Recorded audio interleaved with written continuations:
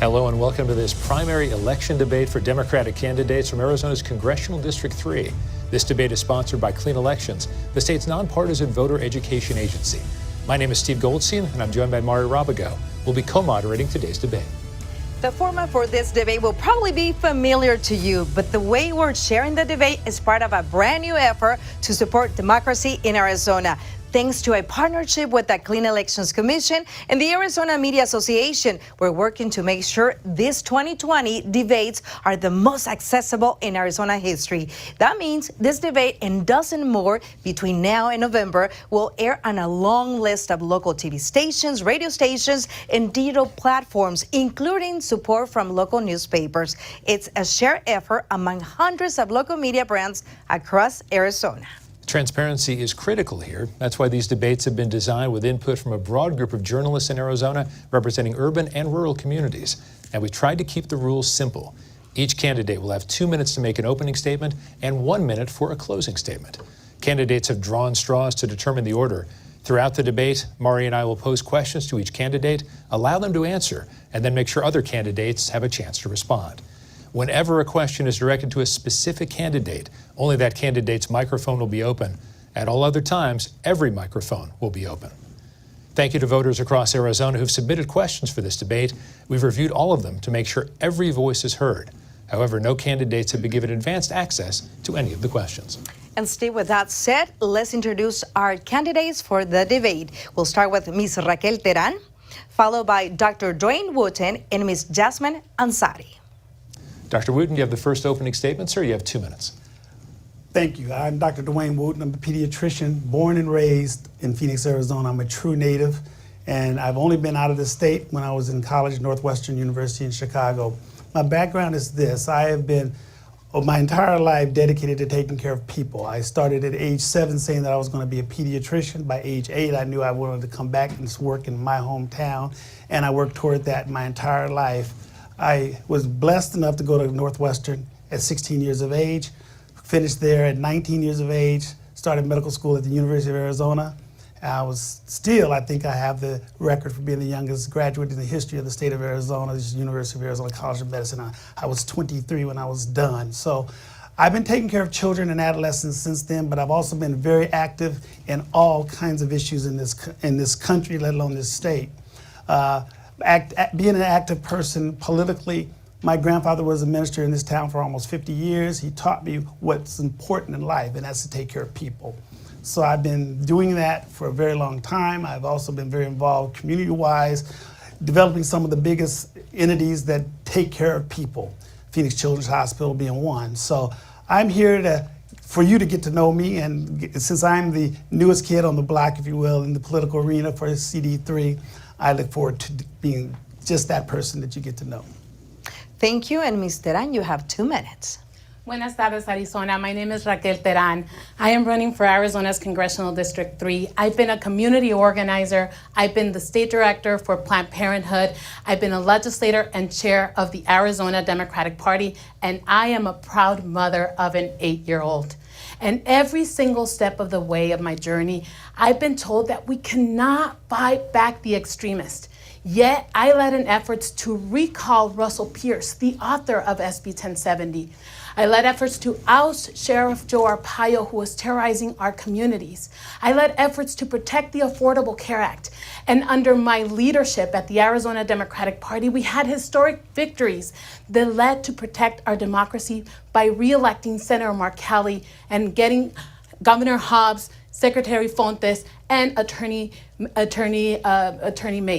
General Chris Mays.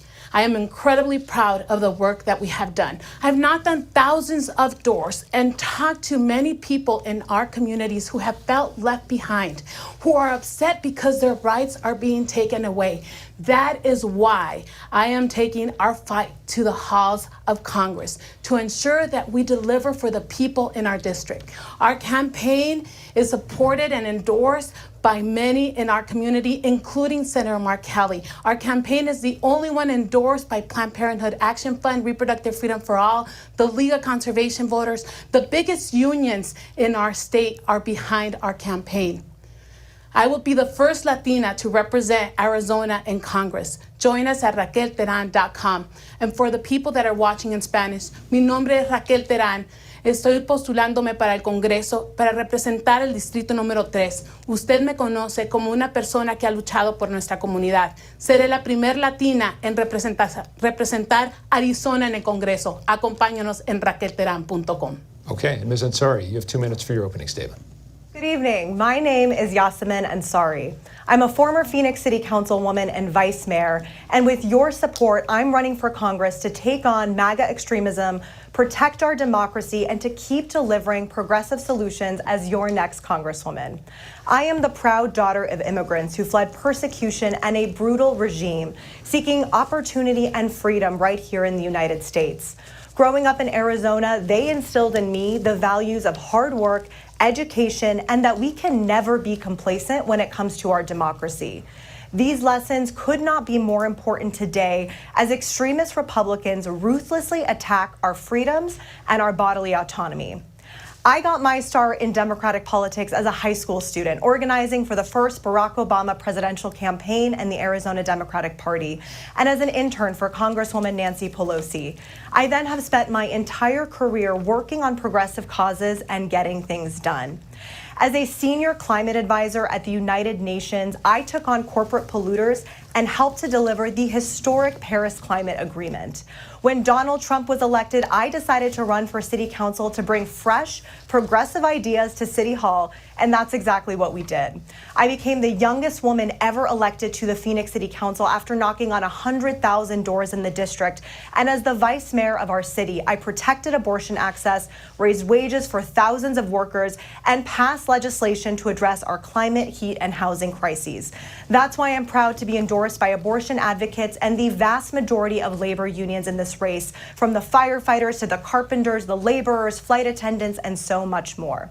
It has been the honor of my life to serve Phoenix, and with your support, I cannot wait to keep delivering as your next Congresswoman. Please join us at yassaminforcongress.com. Well, it is time now to start with the real questions at this moment. And today here in Arizona, the Senate passed an act, a very controversial act, that would allow law enforcement, local law enforcement, to question the status of any people that is suspected to be an immigrant. A lot of people think we'll be going back to the days of SB 1070. If you win this election, once you get to Congress, what are some of the actions you will take to prevent this situation here in our state that would affect the economy, history tells us, and divide our state in many ways? We'll start with the answer of Ms. Teran. Thank you, Maddie, for that question. I am a proponent of comprehensive immigration reform. We wouldn't have these type of legislation if we have comprehensive immigration reform. I got started in Arizona politics because there was a rise of the anti-immigrant sentiment after 9/11. And I am proud to be part of the movement that has fought back against laws like SB 1070. And we've been winning. In 2010, we recalled Russell Pierce, the author of SB 1070. We ousted Sheriff Arpaio. But at the end of the day, we need to make sure that we have comprehensive immigration reform. And this comprehensive immigration reform includes a pathway for citizenship for 11 million people.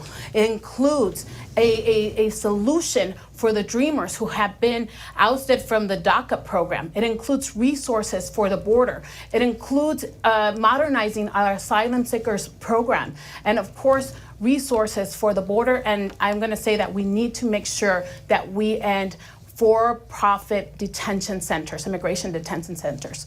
And I am committed to make sure that we get that done. I know that we've had a majority, both with Democrats and Republicans, and the issue has been politicized. It has been, it's been taken on by the most extremists, and we need to make sure that we return the humanity to this issue. Thank you, Ms. Teran. And now, please, if you may answer this question, Dr. Wooten. Well, I just want to make it clear, this problem has been in existence way before 9/11. This problem has been in existence for my entire life. People, a certain group of people, and I don't like to use names, but I'll just say a certain group of people on the right, they're the ones that have weaponized the immigration issue. They have systematically spoken about those immigrants who want to come to this country for a better way of life, who have real reasons to seek asylum as being convicts, criminals, murderers, drug pushers, etc. And what I mean by that, weaponizing the situation, it makes people think, generally speaking, whenever the issue of immigration comes up, well, the borders are just open for all these terrible people to come across. We don't discuss the terrible people that come to this country from the East Coast. We don't discuss the terrible people that come to this country from Europe. We don't discuss those people that come to this country from Canada. But we talk about those terrible such people who come from the southern border. And so my goal, and my goal is real simple, is to make sure I bring some common sense back to Congress. Thank you, Dr. Wooten. There's no more common sense anymore. Thank you for your response. And Ms. Ansari? I am the daughter of a very brave, resilient woman who fled the Islamic Republic of Iran during the revolution in 1979. When my grandfather was in prison, she came to this country seeking refuge and opportunity. Throughout my life, I've worked with refugee communities, and as a councilwoman, helped direct $8.3 million to the International Rescue Committee that does work both at the border and also with newly arrived refugees from around the world. Immigration challenges will be one of my top priorities in Congress because it's an issue that has been stagnated for far too long, and in more recent years, we've allowed extremist MAGA Republicans to completely drive the narrative on this issue.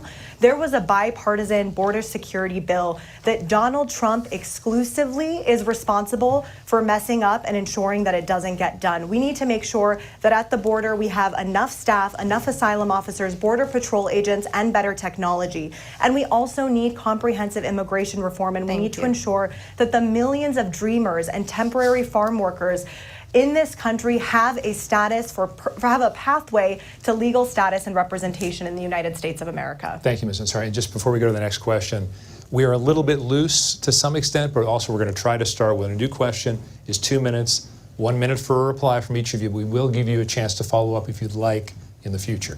Dr. Wooten, let's start with what you mentioned about this problem with rhetoric in particular, maybe how immigrants are being treated or undocumented immigrants have been treated in this country for a number of decades. If you were in Washington, what steps could you actually take, not to improve the situation among immigrants, but actually this anti-immigrant rhetoric we keep hearing, which might get people really revved up? Do you have 2 minutes? Yeah, we just need to identify it and discuss it. You know, people don't discuss it enough. It's very, very important to discuss the topic. The topic is that people are using the immigration issue as a weapon to breed hate, violence, etc., to a certain group of people. And we just have to take a step back and understand we have all the technology in the world right now to shore up our border. We had a very comprehensive package delivered to Congress just a few months ago that, as one of my colleagues just said, was nixed by a certain individual. I don't use his name ever. And so we just need to get a little more intelligent in Congress and use the common sense that God gave us and put the package together and enforce it and not make it into a situation of those people, these convicts, these no good people. You know, most of the drugs that come across our southern border are brought by U.S. citizens, not people who are seeking asylum and trying to have a better way of life. Ms. Ansari, I'd love to have you address the question, though, in terms of the rhetoric we're hearing, because the rhetoric may be perception or not, but it is that sort of rhetoric that tends to get people extra angry, extra pumped up, shall we say. Is there something you could do in Congress to calm the rhetoric? I believe there is. You know, I love this district because we are a community of immigrants and self-starters, and I think doing the work to uplift our immigrant and refugee communities and give them pathways to find affordable housing, to get good jobs, and be positive contributing members of society is a very, very critical step, and that's why comprehensive immigration reform is so important. I also think representation plays a big role. Islamophobia was mentioned in post 9/11 world. I can tell you that as the daughter of Iranian immigrants, not only my parents but myself have faced significant amounts of racism throughout our entire lives. If elected, I would be the first Iranian American Democrat ever elected in the United States. And representation of that magnitude does help change a narrative of people from a certain country or from a certain region of the world being scary or being terrorists or being, you know, those horrible things that unfortunately extremist Republicans often point to. And that is why having that kind of representation is important, and me going to Congress and articulating these issues and working with all sides of the aisle to compromise and find solutions is an important step. Okay, and Ms. Teran. Thank you. You know, I was born on the border. I was born in Douglas, raised on the Mexican side, crossed back and forth all my life. I think the perspective of bringing somebody to Congress from the border is incredibly important. This state is a border state. We need to make sure that us as Arizonans, we are indeed moving this conversation forward in Congress. And I think it's important to note that the Republicans have moved so far to the right. They have politicized with this issue. It's become such a MAGA issue. And unfortunately, Democrats have also moved more to the center. So I believe that somebody like me, who is a strong Democrat, pragmatic, progressive, can work with our caucus to make sure that we retake this issue and ensure that we work on it once and for all. Thank you so much, and continue with more questions. And in this regards, also the topic of immigration. Dr. Wooten, I will start with you and the answer of this question. So Arizona has a history in representation in the Congress where they cross the aisle to look for bipartisan efforts. A comprehensive immigration reform should be what a lot of people want, but also the fear of going back to SB 1070 here in Arizona. If you would get elected and be in Congress, do you think there's a way to make things work for the border, make it secure, but also give a path for citizenship for those undocumented immigrants? Absolutely. You know, one thing that I take a lot of pride in, I've always been able to bring people together and work together to find a solution to common problems. There was a simple solution that was put forth already, as we mentioned, and it was bipartisan. It was a good plan, and it was nixed by one individual. I have, for 40 years, been able to bring people together to come across and with solutions that people didn't think would ever come across their table. So I know I have the ability to bring people together, to work together for a common solution, and that's all that's necessary in Washington. We have too many people who are just not facing the facts. This country was built on immigrants. We're going to always have immigrants, and we should do immigrants the courtesy of respecting them as they go through the process. By no means do we accept criminals who are doing it the wrong way, and we have a system for that. But the backlog is terrible, and we need to address it. And we need to address it fast, because this is going to be a country of immigrants, and it's going to remain a country of immigrants for a long time. And I'm happy that it is. Most people in this room would not be here if it wasn't for immigration and migration. But one thing I will say is that we have to have a sense of compassion. So what has been lost in the last 40, 50 years is the word compassion. No one has compassion for human beings anymore. You know, to sit there and vilify a young mother who's trying to bring her child across the border for a better life and vilify them is unacceptable to me. It's one of the reasons I'm doing what I'm doing in my life, being a pediatrician. So the bottom line is respect, compassion. Those are the ideologies that this country needs to go back to. And I think somebody like me, with the experience that I've had over the years doing multiple things, that capacity can bring to the table. Thank you, Ms. Teran. Your response? Look, once I'm elected to Congress, I'll make sure that we are bringing on the coalition that is supporting our campaign. I, for the last 20 years, have been working in Arizona politics and organizing, and it has always been through coalition building. And in order for comprehensive immigration reform to get done, it doesn't only mean that we work with the people who are elected to Congress, but we need to also work with the people who are most impacted, the people who have been affected by the broken immigration system. So we need to make sure that we're bringing the stories and the heart so that we can win hearts and minds in Congress. We need to make sure that we have the representation of stakeholders such as labor unions, business leaders, agriculture community, that we have faith leaders at the table to really move in a piece of legislation that brings everybody together. And that's what makes a difference. We've had opportunities. We've had this coalition in the past, and it has been politicized. But I am not going to lower my standards. I know that we can get it done. Our communities deserve it. Thank you so much, Ms. Teran. And Ms. Ansari, your response? I'm a lifelong proud progressive Democrat, but I'm actually the only one on this debate stage tonight who has ever been able to work in a bipartisan manner and pass policy that has benefited the lives of everyday Arizonans. When I served on the Phoenix City Council as a councilwoman and vice mayor, we worked often with our Republican colleagues. These might be colleagues that I disagree with 99% of the time, but when it comes to issues like raising wages for our firefighters and police officers and making sure we're dealing with our hiring challenges, we work together. When it comes to clean energy and ordering our first electric buses, I was able to build a Democratic and Republican coalition to pass a plan with a 9-0 vote. When it comes to homelessness, I worked with Republicans on a community court program to address those issues. So I have a track record of being able to have successful conversations with independents and with Republicans, and it's going to be no different for me when it comes to the issue of immigration in Congress. Okay, thank you. Can I respond to that? Because Just 30 seconds. Yeah, because the councilwoman has said that she's the only one has worked in a bipartisan manner. I was the majority leader in the Senate. I'm proud that my colleagues had, elected me to be the majority leader. I have been working in the state legislature for 4.5 years. I had to work with both Republicans and Democrats to get things done with people from the outside. I was a leader of ousting and recalling Russell Pierce, and we ended up electing a Republican. So I know how to work in a bipartisan manner and Dr. get Wooten, things before done. we move to another question, 30 seconds for you. Yes, on that. I have to add to that. You know, this phenomenon of thinking that the only way that you have worked in a bipartisan fashion is to be in city council or the state legislature. I smile at that because I've been in entities where I brought together warring factions to create one of the most impactful institutions the state has ever seen, and that's Phoenix Children's Hospital. I pulled two groups together, and so you know you can pull people together and not be necessarily sitting in a house. Okay, Ms. Ansari, we're going to change topics now. We know what happened when Roe v. Wade was overturned by the U.S. Supreme Court. If you were to be in Congress, would you vote to codify the right to an abortion? And if so, what action would you take? Because it may be different whether you're in the majority or the minority.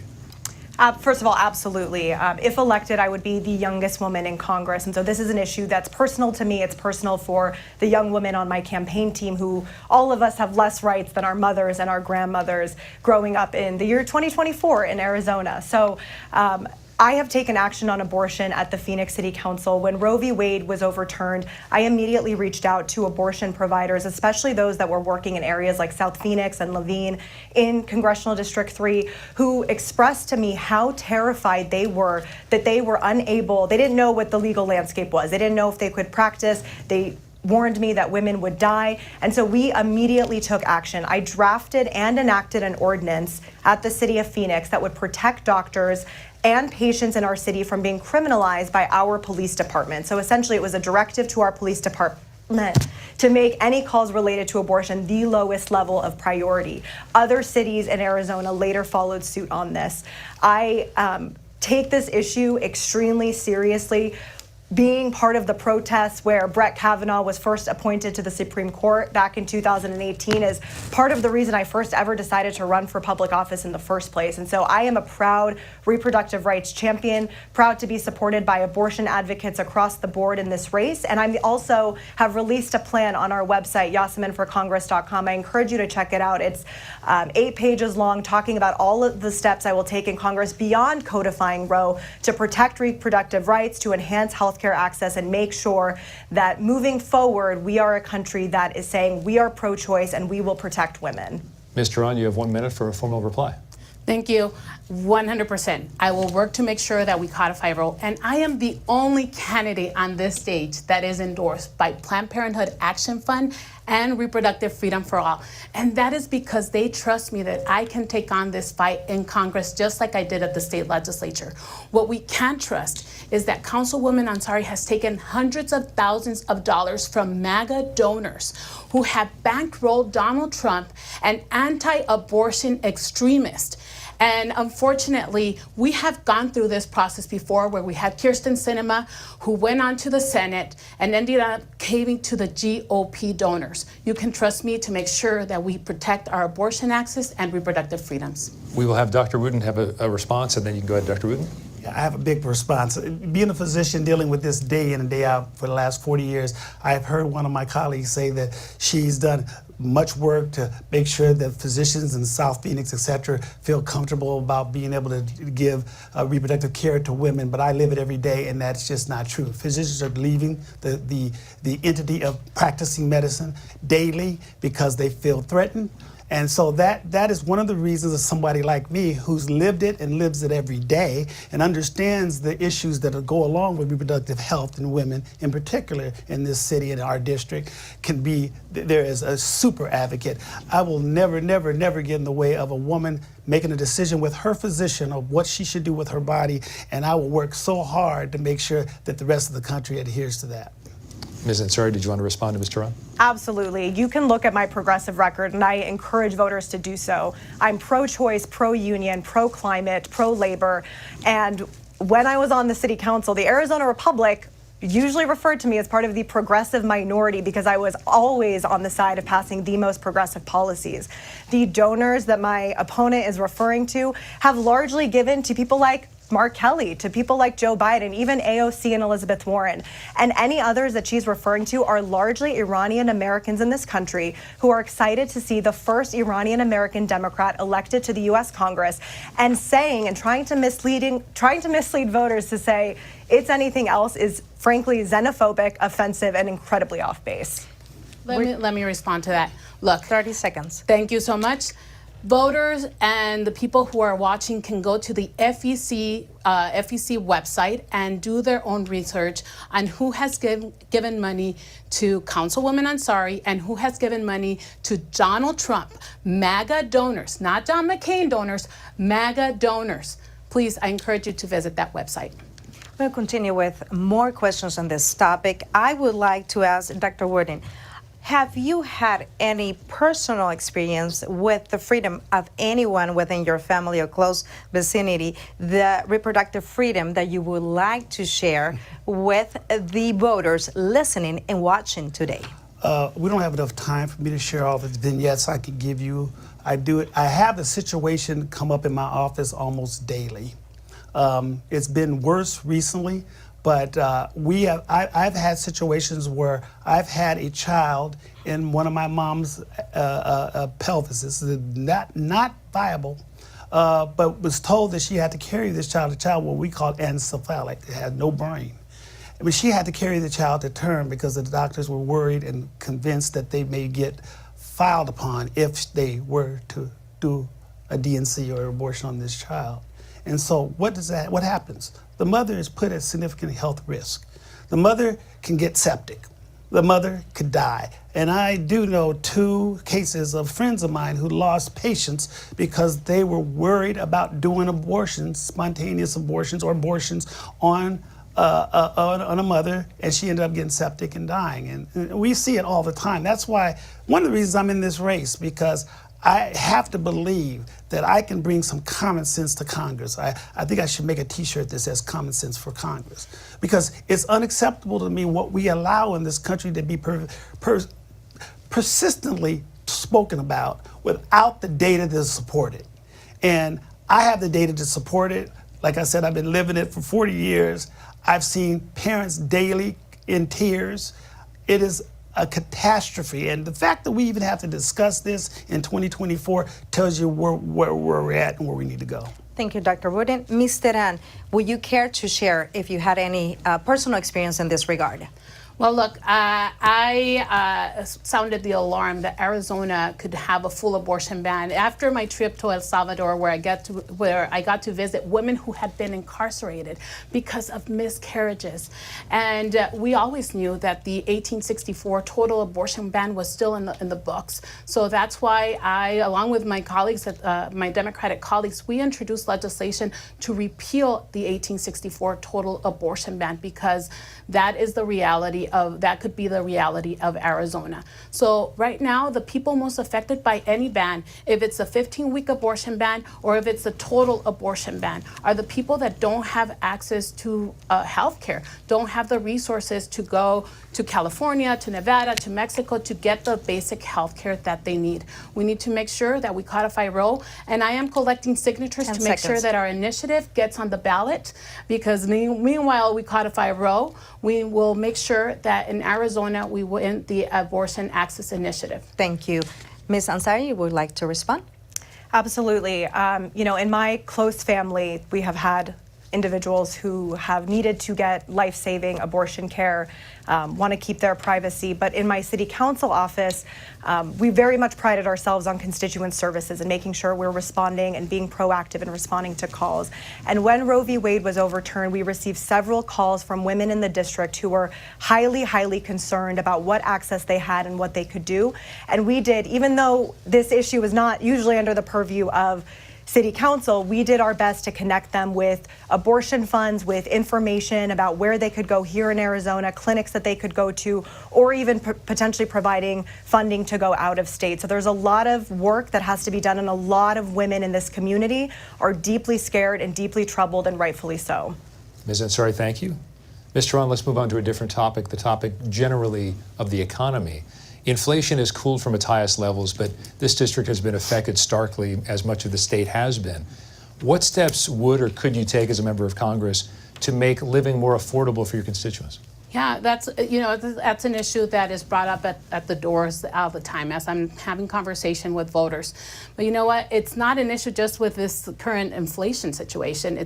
This district has been left behind for many, many years. So when you have something like the pandemic or this inflation rate, our communities have a harder time moving forward. So I believe that we need to make sure that we're holding greedy corporations accountable, because right now the inflation is lower, but our communities are not feeling it. They're having to pay almost $4 for a dozen eggs. The rise of gas is sometimes it's $4, sometimes it's close to $5. So it's unpredictable, and not to mention the skyrocketing rent prices. It's basically unaffordable to rent right now. So we need to make sure that we're holding greedy corporations accountable, strengthen our antitrust laws so that we can also protect the consumers, and we need to make sure that big corporations are paying their fair share. Okay. Ms. Ansari, your thoughts on inflation and how you'd help to either cool that or make the district and life more affordable for your constituents? Absolutely. I think there's two main issues we need to be looking at here. One is that wages are simply not keeping up with the cost of living in Arizona or across the country. And second, we have a severe housing shortage in Arizona nationwide, and we have to do something about it. When it comes to raising wages, I was proud as a councilwoman to vote to raise wages for thousands of working Arizonans, from firefighters to our bus drivers, our librarians. And that is what we need to continue to do. That is why I'm proud to have the support of the majority of labor unions who saw that work and want to keep fighting together to make sure we raise the minimum wage in Congress. Second of all, we need to look at our housing affordability, and that is because of a supply and demand issue that we have.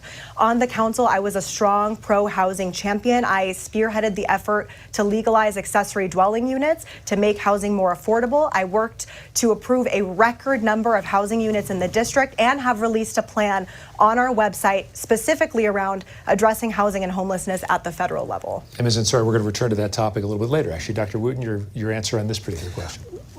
It's simple. We have a glutton of greed. We have people who are out there manipulating the situation with taxes and so forth that cause extreme hurt in the inner city communities of America, especially the inner city communities of Phoenix.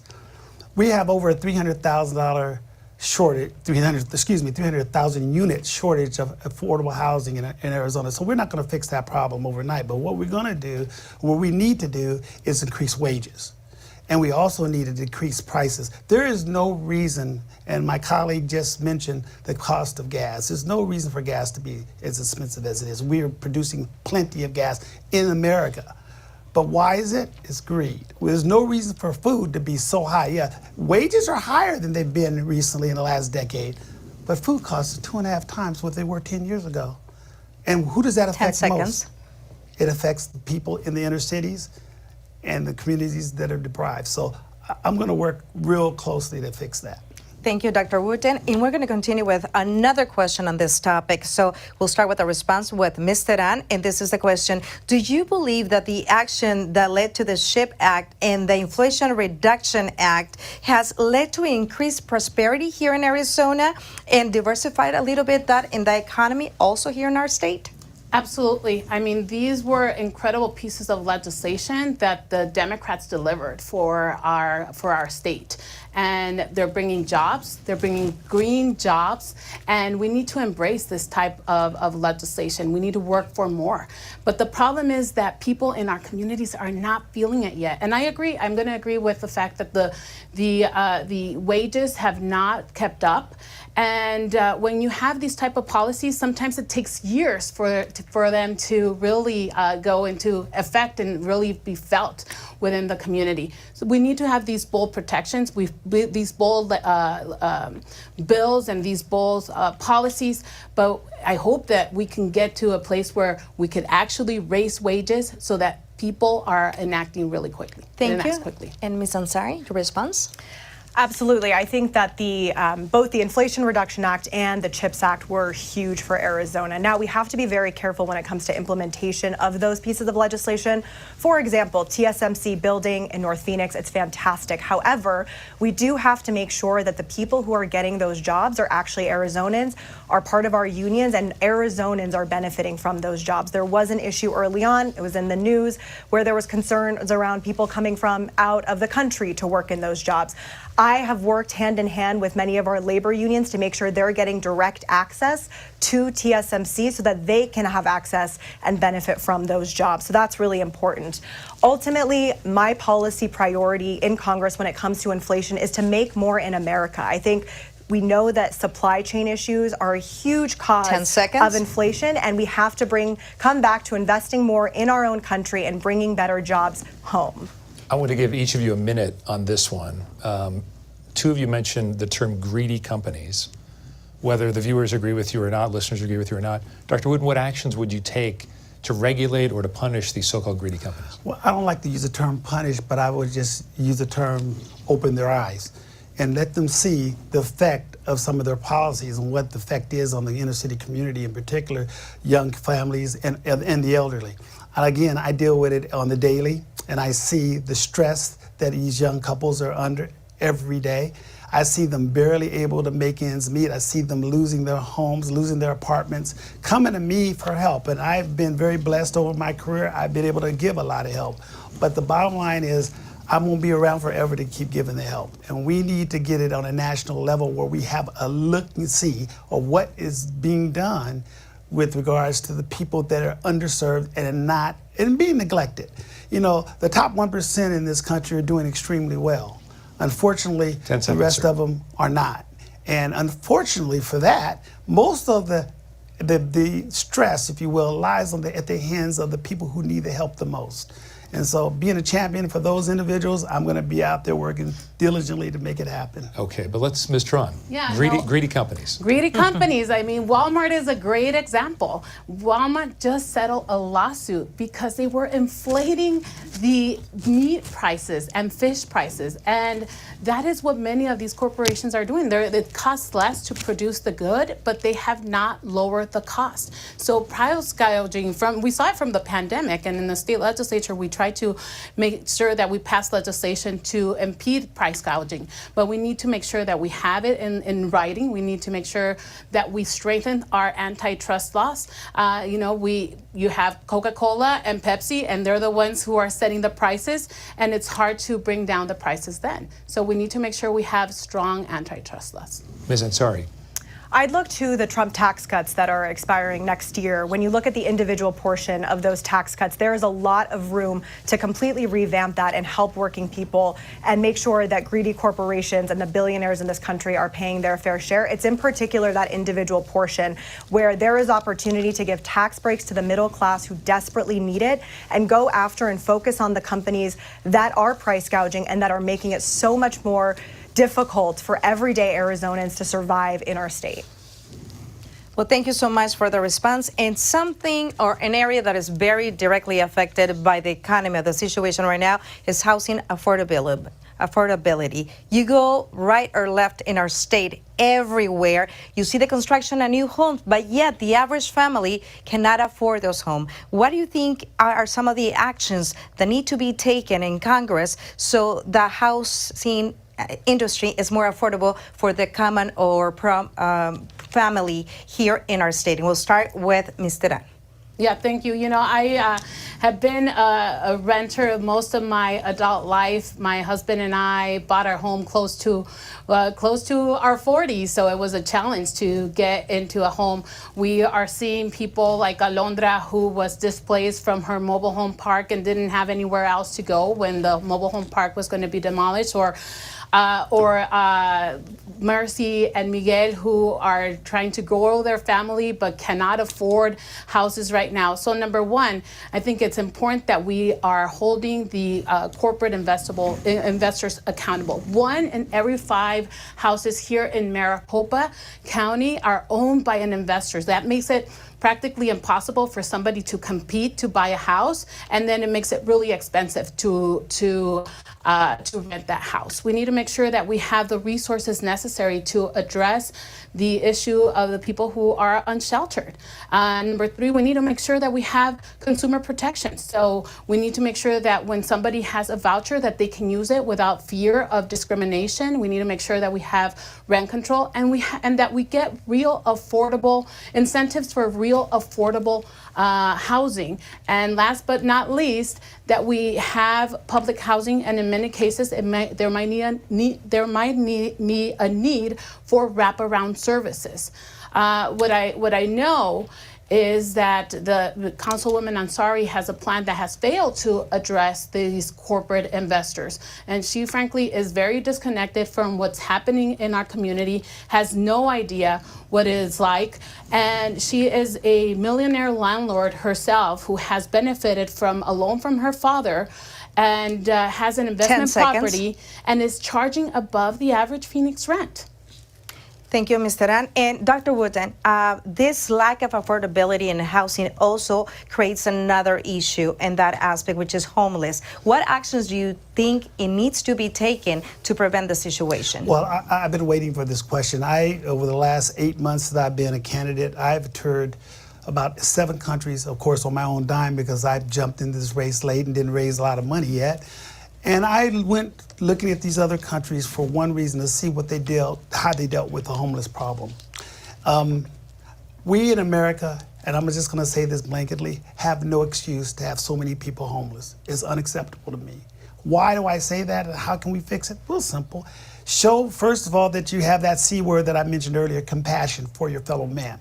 I went to Singapore. I'm going to give you an example. I went to Singapore, quickly went around the city for maybe 5 days, looking for a homeless person, couldn't find one. Why? My driver said to Dr. Wooten, I will tell you why. Our country is about the people and the infrastructure. He said those high-rise condos over there, those are government-owned. And we rent them to low-income people based on what they can afford to pay. When they finish paying for their 30-year lease, usually they're 30 years, they own them. And what does that mean? They pass them down generation to generation and within their families. He said that's why you don't see hardly anybody homeless here. Now, that's a country that has about 1/200th of the GNP that the United States of America has, and they've solved the problem really easily.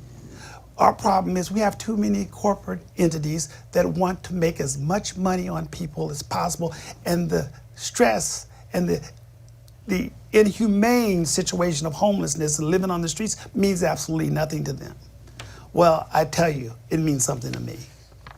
Thank you. Ms. Ansari, what are some of the actions that need to be taken to make housing more affordable here in Arizona? Well, first of all, I'd like to start with addressing my opponent's attacks. It's very telling that she's focused on personal attacks against me, because she knows she cannot attack my progressive record. She spent 5 years in the state legislature, only had 1 bill ever heard in committee, and actually voted against $50 million to address homelessness. So that is very concerning to me, and something that I think voters should take a look at. When it comes to my record on housing, let me tell you what I've done. First, when it comes to homelessness, I led the effort to clean up the area formerly known as the zone near the Human Services campus.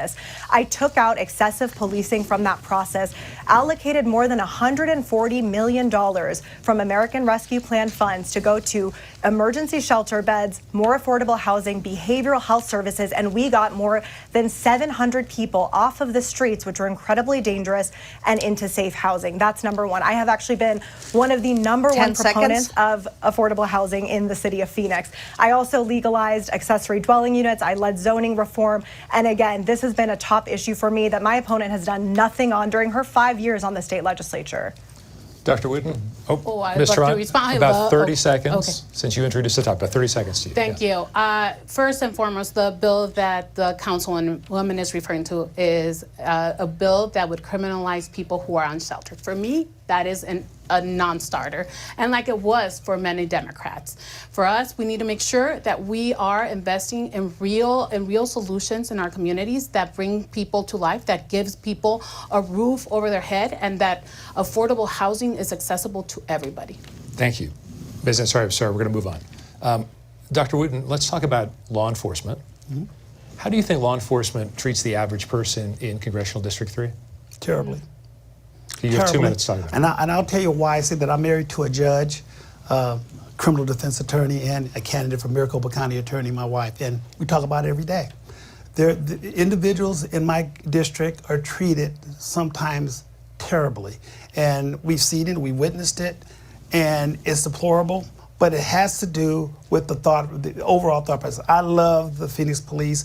My brother, 30-year veteran, my other brother, police officer also for a while. I'm not against the police, but I'm against bad policing. And we need to do something about that. The community at large does not still trust the police. The police are not trustworthy as far as they're concerned. I talk about it to them all the time. And we have to work strongly with increasing community policing, and we're going to do that. But I have to be honest with you. It's very scary for a lot of individuals that live in District 3, especially in the South Phoenix, Levine, West Phoenix, Maryville area. Ms. Ansari, what would you like to say about law enforcement in the district? There's lots to say. I served on the Public Safety and Justice Subcommittee, where my top priority was making sure that we make law enforcement as fair and as transparent and as accessible as possible. First of all, when the DOJ decided to come to Phoenix, I welcomed it because we know that we have so much reform to do. I was proud to be the 5th vote to make the Office of Accountability and Transparency a success in the city of Phoenix. I also led the charge to civilianize our department. And what that means is that we have hired police assistants so that people with a lighter colored suit, no arms, can respond to calls that may not require an armed officer so that our police officers can focus on the most violent crime. I also focused and voted for a $15 million community assistance program. So we have social workers and mental health professionals responding to 911 calls, again, when an armed officer doesn't need to be there. You have about 10 seconds. We need to reform the department, but we also need to make sure that if you're calling 911, whether you're in Maryville or Levine or South Phoenix, you are getting the same response as somebody in North Phoenix. And so that is why raising wages for officers and improving our hiring and retention has been so important to the city of Phoenix. Ms. Teran, concerns about law enforcement in the district? You know, I started organizing almost 2 decades ago, and that was because of the rise of the anti-immigrant sentiment in the state of Arizona. And there was one big law enforcement officer, Sheriff Joe Arpaio, who was abusing his power, targeting our community for the color of their skin. It was not only Latinos who were impacted, Indigenous, Black communities, all of us were impacted. And I worked to make sure that we held him accountable. We know that our communities want to have a safe space, safe neighborhoods. We need to make sure that we are investing in the ways that they can be live their best lives, in education, in healthcare, in safety nets, where they can indeed live their best life. So moving on to another question, Dr. Wooten, do you believe that law enforcement officers are overly aggressive towards members of the community? And if so, what changes do you think they should be implemented at a federal level to prevent this here in our state? Well, I don't think overall all law enforcement officers are overly aggressive towards certain members of the community. I think there's some. And the only way you're going to fix that is through community education, community policing education, have programs set up to maybe teach them how to interact with certain communities that they may not be used to and accustomed to. And the other thing is just to get more police officers from those inner city communities who are originally from those communities to go back to those communities and do community policing. You know, one of the reasons my office sits right across the street from what was then called the Matthew Henson Housing Projects. That's where I grew up initially. My medical office is 1 block away from where I initially grew up over more than 50 years ago. And why is that important? Because I wanted the people in the community to understand that I was with them and I was there for them. Well, the police officers need to have that same compassion, that same feeling for their communities. So community policing, education is the thing that's most needed. Thank you. And Ms. Ansari, what is your response into this question?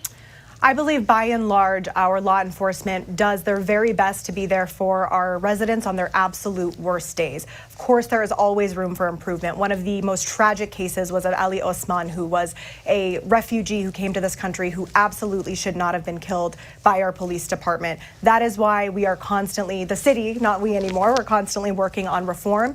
There's a lot that can be done at the federal level. There's a lot of national best practices we can bring back here to Phoenix. We have, Phoenix has already implemented body-worn cameras, which has made a big difference. We enacted something called 30 by 30, an effort to make sure that 30% of the department will be women by the year 2030.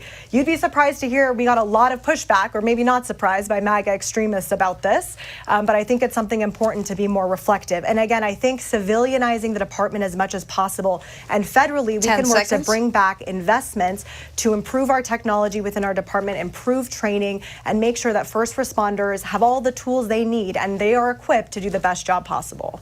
Ms. Teran, what changes should be implemented? Yeah, well, we have seen, I do believe that we have seen over policing in our communities, and unfortunately the people who pay the consequences many times are the Black and brown men in our community. I mean, I can say in one sentence that Senator Hernandez, her brother, was shot by the police. Denise Garcia, her son, was shot by the police, the Phoenix police, and that is that's atrocious. And I believe that at a federal level, we could start off with ending mandatory sentencing. We can legalize marijuana at a federal level and look into many options so that we can reform our criminal justice system. Okay, thank all of you for an informative, spirited debate. It is time for closing statements. Each of you has 1 minute. To keep us on time, we'll politely cut you off if you run over. Dr. Wooten, you have 1 minute. Well, I thank you for the opportunity to be here tonight, and I hope that with this debate, you get to know me a little bit better. I am a true native, born and raised in this district, and have spent my entire life for the people. I'm not a politician. I never want to be a politician. I want to be an advocate, and that's what I've been, and that's what I want to continue to be. We have a lot of problems in this country. The reason why I decided to run was because I got tired of complaining. I got tired of seeing the pain and the hurt and the anger and the frustration. And so what did I do? I said, I'm going to lose my mind and run for Congress. While I'm still practicing medicine full-time, mind you, and I plan to still do that while I'm in Congress. Congress is a part-time job. Some people don't know that. But I can get a lot done because I have the history and the experience of pulling people together and coming up with solutions for common goals. And my two fellow candidates here just don't have that experience. So I welcome your vote, and I appreciate your time. Thank you. Ms. Teran, you have 1 minute. Thank you for this conversation. Truth be told, people like me have been told that we don't belong. You don't have millions of dollars to win a congressional race, you're an activist, and that you are not going to win. But that's what many people in our districts have heard many times. And like them, I've never let that stop me. In 2006, when I was handed a clipboard with voter registration forms as a way to bring comprehensive immigration reform, worker protections, an economy that moves everybody forward, I knew right then and there that by engaging our communities in the decision-making process, we could change the state of Arizona. These same communities are now turning Arizona blue. Our campaign has a strong and broad coalition supported by Senator Mark Haley, supported by the Pastor family, supported by Unite Here, and many, many others. Join us in making history by electing the first Latina to represent Arizona in Congress. Okay, Ms. Ansari, you have the closing statement. 1 minute, please. From the United Nations to the Phoenix City Council, I have taken on MAGA extremists and delivered progressive results at every juncture in my career. I came here tonight to talk about policies and plans, and I hope that's what you heard from me. When Roe v. Wade was overturned, I took action to protect doctors and patients in our city. I led the charge to pass some of the most progressive policies in Phoenix history on climate, on jobs, on housing, to make sure that we remain an equitable and sustainable city for generations to to come. As I said before, I'm the daughter of 2 immigrants who fled a revolution to come to this country, and they found the American dream. I am their daughter, and that's something to be proud of. We need more and more people to fight for the next generation of Americans to find success and find their American dream. I hope you'll join the vast majority of labor unions in supporting our campaign. I look forward to earning your trust to be your next Congresswoman. Well, thank you. And this wraps today's debate with the Democratic candidates for Arizona Congressional District number 3. As a reminder, the Arizona primary election is on July 30th, and early voting starts July 3rd. All registered voters can participate in the primary, including independents. There are a lot of offices up for election this year, so we'll keep hosting debates through the summer and fall. Head to azmedia.org to see a list of every local media partner, plus upcoming debates and where you can find them on TV, radio, and digital platforms. You can also see the full debate schedule, learn more about clean elections, and submit questions for future debates by heading to azcleanelections.gov.